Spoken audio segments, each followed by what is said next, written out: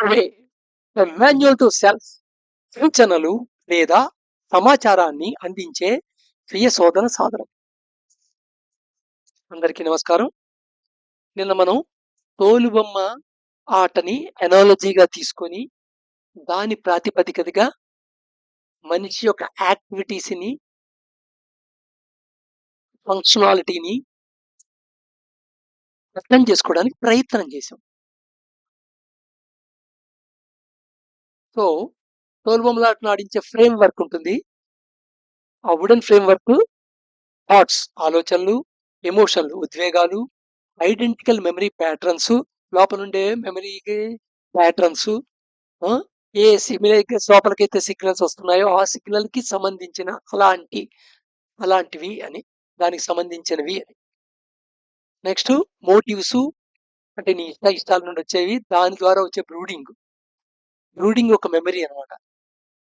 దాన్ని కృషి చేస్తే, ఆ పని చేస్తే, అది కొట్టుకుంటే ఏమవుతుంది, ఎలా హ్యాపీగా ఉంటుంది, నా ప్రెస్టేజ్ ఎలా పెరుగుతుంది, ఎంత ఎంజాయ్గా ఉంటుంది, నా ప్రాబ్లమ్స్ అన్ని సాల్వ్ అయిపోతాయేమో, ఇవన్నీ మోటివ్. ఈ థాట్ అంతా ఏంటంటే ఒక పర్టికులర్ థింగ్ అచీవ్ అయితే, లేదా ప్రతి థింగ్ లేకుండా ఉంటే నువ్వు ఎలా ఉండగలవు అనే నీ ఊహని మెమరీలో ఉంటే అదే మోటివ్ అవుతుంది. Drifts, habits. డ్రిఫ్ట్స్ అంటే గుర్తుకొచ్చింది కదా, ఓ విషయం గురించి ఆలోచించడం మొదలెడతావు, వేరే విషయంలో వెళ్ళిపోతావు. ఒక పని చేయడం మొదలెడతావు, ఇంకో పనిలోకి వెళ్ళిపోతావు. లేదా ఓ ఇద్దరి మధ్య డిస్కషన్ మొదలవుతుంది, మంచిగా డిబేటింగ్ అవుతుంటుంది, వేరే వేరే విషయాల్లోకి వెళ్ళిపోతారు, డ్రిఫ్ట్ అయిపోతారు, అది ఆర్గ్యుమెంట్ అయిపోతుంది. అవి డ్రిఫ్ట్స్. హ్యాబిట్స్, ఈ ఐడెంటికల్ మెమరీ ప్యాటర్న్ వల్ల నీకు సపోజ్ ఒక ఈవెంట్కి రెస్పాండ్ అవ్వటం అనేది చాలా రకాల అవకాశాలు ఉన్నప్పటికీ ఒక పర్టికులర్ వేలోనే రెస్పాండ్ అవుతాం. ఒక పర్టికులర్ వేలో రెస్పాండ్ అవటం అంటే, ఫర్ ఎగ్జాంపుల్, ఒక వస్తువు కింద పడిపోయింది అనుకుందాం, దాన్ని నువ్వు తీయచ్చు, ఇంకోటి చేతి తీయించచ్చు, పట్టించుకోనట్టుగా వెళ్ళిపోవచ్చు, తర్వాత తీసుకుందాం అనుకోవచ్చు. సో ఇలా చాలా రెస్పాన్సెస్ ఉన్నాయి. దాంట్లో ఒక పర్టికులర్ రెస్పాన్స్తో నువ్వు ఐడెంటికల్ గా రిపీట్ చేస్తున్నావు అనుకో, అది ఇంక్లినేషన్ ఎక్కువ అవుతుంది. అంటే మిగతా రెస్పాన్సెస్ నీ యొక్క కనీసం అవేర్నెస్ లో ఉండవు. ఆ ఇంక్లైన్ ఏది ఎక్కువ అయిందో అదే రెస్పాన్స్ అవేర్నెస్ లోకి వస్తుంది. ఆ రెస్పాన్స్ నే నువ్వు ఆటోమేటిక్ ప్రాసెస్ లో, ఆటో పైలట్ విధానంలో అదే జరిగిస్తుంటావు. దాన్ని హ్యాబిట్ అంట. సో హ్యాబిట్ నువ్వు జస్టిఫై చేసుకున్నంత కాలం, దాన్ని సమర్థిస్తున్నంత కాలం, దాన్ని లేబుల్ చేసినంత కాలం, అది నీ యొక్క ఎగోలో పార్ట్ అయింది అంటే, నీ ఐడెంటిటీ కింద మారిందంటే, అది నీ సెన్స్ ఆఫ్ పర్సెప్షన్ లో ఒక భాగం అయిపోయింది అంటే, ఆటోమేటిక్గా అది సెన్స్ ఆఫ్ ఎటాలిటీ పార్ట్ అయిపోతుంది. ఇంకా నువ్వు రియాక్షన్ మోడ్ లో ఉంటావు, అంటే రిఫ్లెక్స్ యాక్షన్ లో ఉంటావు అనమాట. ఆ సిచ్యువేషన్ లో అలాగే ప్రవర్తిస్తావు. ఇప్పుడు నీకు అది క్యారెక్టర్ అయిపోతుంది, అదే నీ పర్సనాలిటీ అయిపోతుంది. ప్యాషన్స్, భావోద్వేగాలు, ప్రతి యాక్షన్ కి, ప్రతి థాట్ కి, ప్రతి ఎమోషన్ కి, ప్రతి మెమరీ ప్యాటర్న్ కి, ప్రతి మోటివ్ కి, ప్రతి హ్యాబిట్ కి నీకు ఎప్పుడైతే అది సెన్స్ ఆఫ్ పర్సనాలిటీ పార్ట్ అయిందో, దాని మీద భావోద్వేగం కూడా క్రియేట్ అవుతుంది. ఎందుకంటే అది నీ యొక్క సైకలాజికల్ రియాలిటీ. వాస్తవంగా లేదు, నీ సైకలాజికల్ రియాలిటీ. జస్ట్ నీడలాగమాట. నీడ ఉంది, కానీ నీడ రియల్ కాదు. నీడ మ్యాటర్ కాదు. మ్యాటర్ అయితే దానికి బరువు ఉండాలి, అది కొంత వాల్యూమ్ ఆక్యుపై చేయాలి, కొంత స్పేస్ ఆక్యుపై చేయాలి. రెండు ఉండదు. నీడకు బరువు ఉంటుందా? ఉండదు కదా. సో అది పదార్థం కాదు, కానీ కనబడుతూ ఉంటుంది. సో అలాగమాట. సో నీ సెన్స్ ఆఫ్ పర్సెప్షన్ లో అది సైకలాజికల్ రియాలిటీ అయిపోతుంది. భావోద్వేగం దానికి జోడించబడుతుంది. నువ్వు ఎంత సెన్స్ ఆఫ్ అటాచ్మెంట్ అయితే దాన్ని దాన్ని ఏమాత్రం మార్పు మాడిఫై అవడానికి వీలు లేదని ఫీల్ అవుతున్నావో, అది అంత ప్యాషన్ గురి చేస్తుంటుంది. చాలా మంది ప్యాషన్ వల్ల సక్సెస్, ఫిజికల్ గా, మెటీరియలిస్టిక్ గా సక్సెస్ పొందిన వాళ్ళు కనబడుతుంటారు. అంత ప్యాషనేట్ గా ఉండాలి అన్నట్టుగా ఒక మూవ్మెంట్ కూడా నడిచింది. ఇప్పుడు కూడా చాలా మంది మోటివేటివ్ స్పీకర్స్ అలాగే చెప్తూ ఉంటారు. సో సో ప్యాషన్ కూడా యాక్చువల్ గా కంపల్సివ్నెస్ గా రావటం అనేది ఇక్కడ ఇంపార్టెంట్ పాయింట్. కాన్షియస్ గా ప్యాషన్ రాదు, భావోద్వేగం ఉండదు.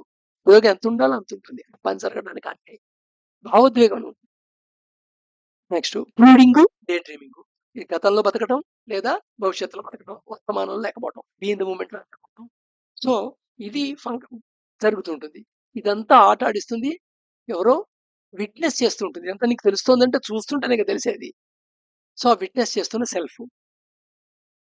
అయితే మనం ఎప్పుడైతే పప్పెట్ అన్నామో, పప్పెట్ను ఆడించే ప్లేయర్ ఉండాలి కదా. ఆడించేవాడు ఎవడు? సో, ఆడించేవాడెవడు? Who is the player? ఆడుతున్నవాడు మనం అని అర్థమైపోయింది. ఆడించే చేతులు ఊడితే ఆ చేతులెవరివి? ఎప్పుడైతే నువ్వు ఒక రకంగా ఒక విషయాన్ని అర్థం చేసుకోటానికి ఒక ఎనాలజీని వాడావో, ఈ జగమంతా ఒక పెద్ద నాటకం, నాటకం జరుగుతోంది. లేదా ఈ ప్రపంచం అంతా ఒక అపియరెన్స్ జరుగుతోంది అలాగా. ఏమీ లేదు. ఇల్యూషను. లేదా ప్రపంచం అంతా ఒక పెద్ద నాటకం. లేదా ప్రపంచం అంతా ఒక పెద్ద కళ. లేదా ప్రపంచం అంతా ఒక పెద్ద బొమ్మలాట. ఇలా ఏమనుకున్నా దీంట్లో నువ్వు ప్లేయర్ అయినప్పుడు ప్లే చేస్తున్న వాడెవడు? నిన్ను ప్లే చేయిస్తున్న వాడెవడు? సో, హూ ఈస్ గాడ్ అనే పాటొస్తుంది. ఇదే యాక్చువల్‌గా రాంగ్ క్వెషన్ అనమాట. లాజికల్‌గా రాంగ్ క్వెషన్ అనొచ్చదు. వెన్ యూ ఆర్ నువ్వు నువ్వు ఆడుతు నిన్ను నిన్ను ఆట ఎవరో ఆడిస్తున్నారంటే ఆడిస్తున్నవాడు ఉండాలి గదా! సో, లాజికల్‌గా లాజిక్‌గా ఓహ్! రైటే అనిపిస్తుంది. కానీ కరెక్టా కాదా మనకు తెలీదు. బట్ క్వెషన్ అనేది హూ ఈస్ ద ప్లేయర్ కాదు. What is that? What is that? What is that? అంటే అప్పుడు నువ్వు కన్‌ఫైన్డ్ కావు. హూ ఈస్ దట్ అంటే కన్‌ఫైన్డ్ అవుతావు ఒక భావనకి. సో, ఈ హూ ఈస్ ద ప్లేయర్‌కి ఆన్సర్ ఏమిటయ్యా అంటే ఆడిస్తున్న చేతులు మొట్టమొదటొచ్చే ఆన్సరు దేవుడు. గాడ్. సో, గాడ్ నిన్ను ఆడిస్తున్నాడు అనంగానే ఫర్దర్ టకటక 2 బోలెడు క్వెషన్స్ పాప్ ఔట్ అవుతాయి. 2 క్వెషన్‌లు బయటికొస్తాయి. అయితే ప్రపంచంలో అంతా మంచే ఉండొచ్చు కదా! ఎందుకు ఈ చెడుంది? చెడుతనం అసలు ఎందుకుంది? బాధలెందుకున్నాయి? సఫరింగ్ ఉండకూడదు కదా! అంతా హ్యాపీగానే ఉండాలి కదా! గాడ్ ఆల్ పవర్‌ఫుల్ కదా! ఓమ్ని ప్రెజెంట్ కదా! నీలో ఉన్నాడు, నాలో ఉన్నాడు, ప్రపంచం అంతా ఉన్నాడు కదా! అలాంటప్పుడు అసలు ప్రపంచంలో బాధెందుకుంది? ఈ బాధపడేట్టుగా మనం ఎందుకు ప్రవర్తించాలి?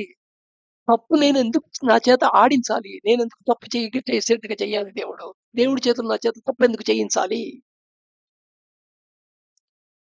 నిజంగానే ఇక్కడికి మనకు ఆన్సరు నెక్స్ట్ వస్తుంది. అయితే మనం తప్పు చేసేట్టుగా మనల్ని ఆడిస్తున్నవాడు ఇంకోడెవడో ఉన్నాడు. ఆ గాడ్‌కి వ్యతిరేకం. అది ఈవిల్. సాతాను. రాక్షసుడు. నీలో ఉన్న రాక్షసుడు. నిన్నాడించే రాక్షసుడు. దెయ్యం. ఇవన్నీ వస్తాయి.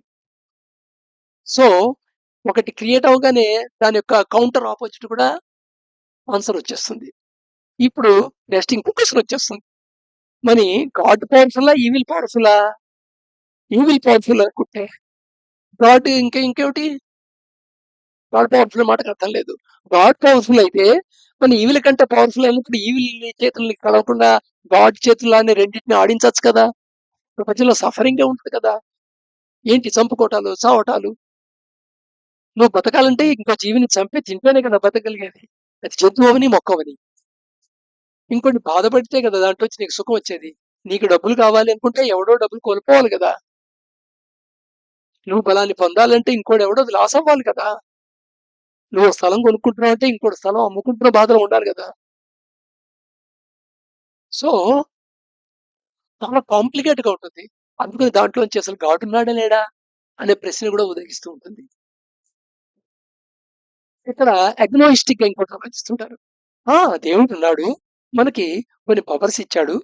సో, మనకి విల్ పవర్ గూడా ఇచ్చాడు. ఆ విల్ పవర్‌ని సరిగ్గా వాడుకోకుండా నువ్వు చెడ్డ పనులు చేస్తున్నావు. అందుకోసమని గాడ్ నిన్ను పనిష్ చేస్తున్నాడు. సఫరింగ్ చేస్తున్నాడు అని ఫాదర్ రోల్ వాడికిస్తాం. అంటే నీ కష్టాలకి బాధ్యుడు వాడే. మరి నీ విల్ పవర్‌ని నీ సరిగ్గా చేసేట్టుగా కూడా చేయటం బాధ్యత కూడా వాడిదే అవుతుంది కదా! ఇంకా నెవర్ ఎండింగ్ లోపింగ్ క్వెషన్స్ వస్తుంటాయి. అల్టిమేట్‌గా గాడే క్వెషన్ చేయబడతాడు. కదా! సో, ఈ question of evil in world, question of suffering, it's of God. Who is God? ఇన్ని క్వెషన్స్ అన్ని అసలు what is the purpose of life? ఇన్ని సమాధానాలొచ్చి మొత్తం అంతా ఒక ఫిలాసఫీ ఫార్మ్ అయిపోతుంటుంది. ఒక ఫ్రేమ్‌వర్క్‌లో దీన్ని ఎక్స్‌ప్లెయిన్ చేయడానికి ట్రై చేసినప్పుడల్లా అదొక ఫిలాసఫీ ఫార్మ్ అయిపోతుంది. దాంట్లోంచి ఆహ్, ఎక్స్‌ప్లనేషన్‌లు పుట్టుకొస్తుంటాయి. దాని నుంచి మతాలు పుట్టుకొస్తుంటాయి. ఇలా నడిచిపోతుంది. కానీ వాస్తవానికి నువ్వు ట్రూత్‌కి ఎప్పుడు రీచ్ అవుతావు? ఎప్పుడు రీచ్ అవుతావు అంటే సరి అయిన క్వెషన్ వేసుకున్నప్పుడు. So, who is the god కాదు important. What is the god? So, what is the god అనేది నువ్వు తెలుసుకోగలిగావంటే ఎసెన్స్ ఆఫ్ గాడ్లీనెస్ అనేది తెలుసుకోగలిగావో, దైవత్వాన్ని తెలుసుకోగలిగావో, అదే నీవు సెల్ఫ్ గురించి కూడా తెలుసుకోవడం అయిపోతుంది. నువ్వు సెల్ఫ్ గురించి తెలుసుకుందాం అనుకుంటే దైవత్వం గురించి తెలుసుకుంటావు. దైవత్వం గురించి తెలుసుకుందాం అనుకుంటే సెల్ఫ్ గురించి తెలుసుకొని ఆగిపోతాం. రేపు మళ్ళా కంటిన్యూ చేద్దాం.